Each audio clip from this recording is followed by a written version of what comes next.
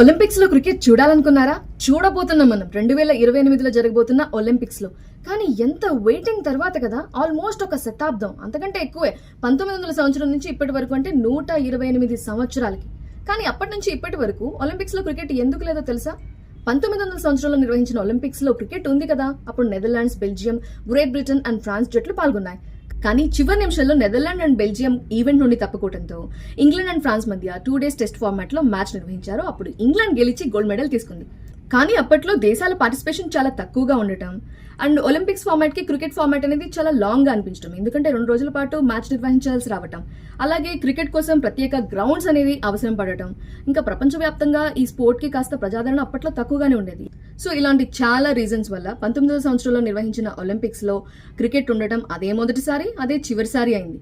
కానీ ఇప్పుడు అలా కాదు కదా, 150 కోట్ల మందికి పైగా అభిమానులు ఉన్నారు క్రికెట్ కి. కొన్ని దేశాలు అయితే ఆరాధిస్తాయి, మన దేశంలో అయితే క్రికెట్ ఒక రిలీజియన్. ఈ 2028లో నిర్వహించబోతున్న ఒలింపిక్స్ లో మొత్తం 5 కొత్త గేమ్స్ ని యాడ్ చేశారు. అందులో క్రికెట్ కూడా ఉంది. Baseball, soft ball, flat football, lacrosse and squash తో పాటు క్రికెట్ కూడా ఉంది.